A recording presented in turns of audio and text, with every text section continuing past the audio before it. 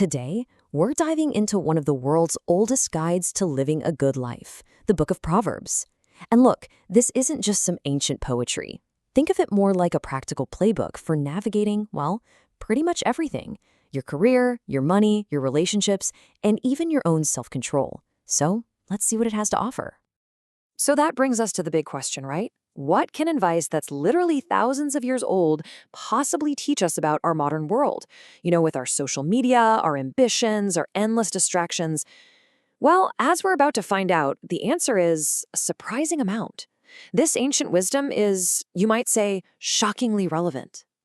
Now, before we even get to the juicy stuff, the advice on money or relationships, Proverbs first tells us how to learn. It makes this point that wisdom isn't just information you download into your brain. No, it's something you have to actively invite in and make a part of you. This first step is all about building the right foundation.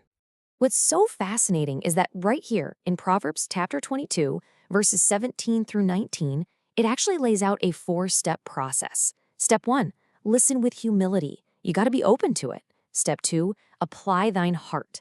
That means you have to engage with this stuff emotionally, not just with your head.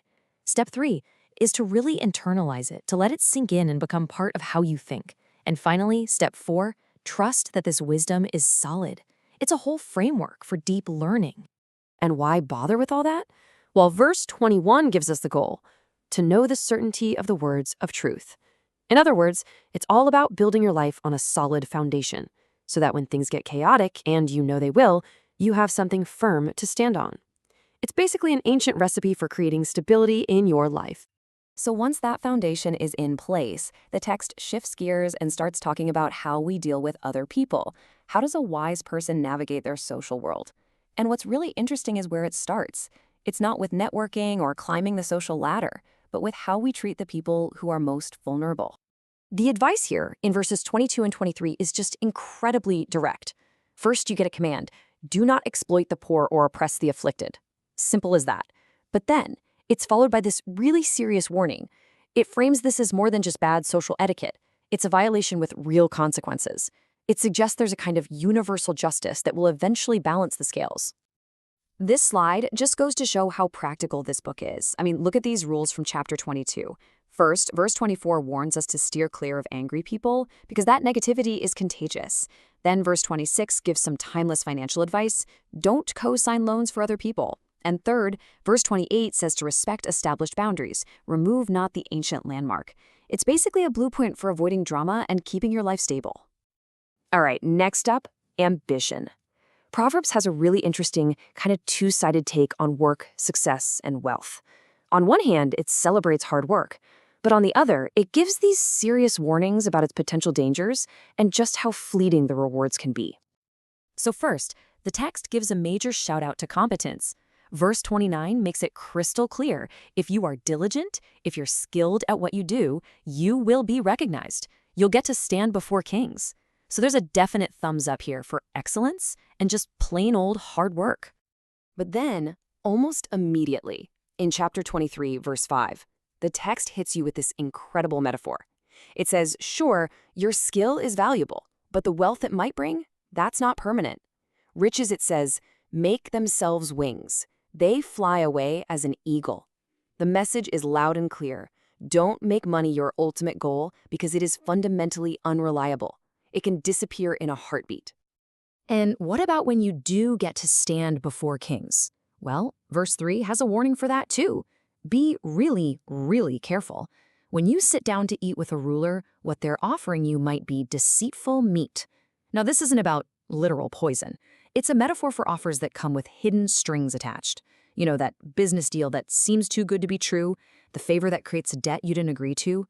It's a timeless warning about navigating power. Okay, so from the outside world of work and power, Proverbs now turns inward, and it goes deep into the battle for self-control. This is a huge theme in the book: the absolutely devastating consequences of letting your appetites run wild. The text draws a super direct line from indulgence to ruin. According to verse 21, excessive eating and drinking don't just mess with your health, they lead straight to poverty. A lack of discipline, it says, will literally leave you in rags. It's cause and effect, plain and simple. And to really hammer the point home, verse 29 uses this powerful chain of questions. Who has woe? Who has sorrow? Who's always in fights? Who gets hurt for no reason? It paints this really vivid picture of a life that's just a total mess. And then it sets us up for the big reveal. Who is this person? And the answer from verse 30 is brutally honest. The source of all this misery, it's the people who spend too much time drinking.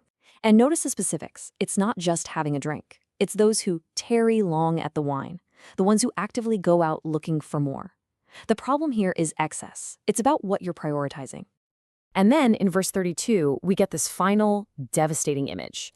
The text warns that while wine might look appealing in the cup, in the end, it biteth like a serpent and stingeth like an adder. It's such a brilliant way to illustrate the hidden danger of indulgence. It seems pleasant at first, but its bite is poisonous. Its end is destruction and pain. So after all these warnings about what to avoid, what's the actual point? What's the real reward for living a wise, disciplined life? Well, it turns out it isn't wealth and it isn't power. According to Proverbs, it's something way more personal and way more profound. The payoff is all about relationships. In verse 15, the narrator, who's speaking like a parent, says that if his son's heart is wise, his own heart will rejoice. So the reward for your good life isn't just for you. It actually ripples outward and brings happiness to the people who love you most. Verse 24 just drives this point home. What this tells us is that the ultimate fruit of wisdom isn't a bigger house or a higher job title. It's the deep personal joy and pride a parent feels for a wise and righteous child.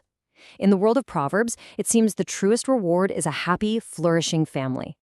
And so we end with this final thought. The central plea of this whole passage, from verse 26, is really simple. My son, give me thine heart. It's a call for your total focus, for your emotional investment. So the question for us today is this. In a world that is constantly pulling for our attention, what does it really look like to apply our whole heart to gaining wisdom?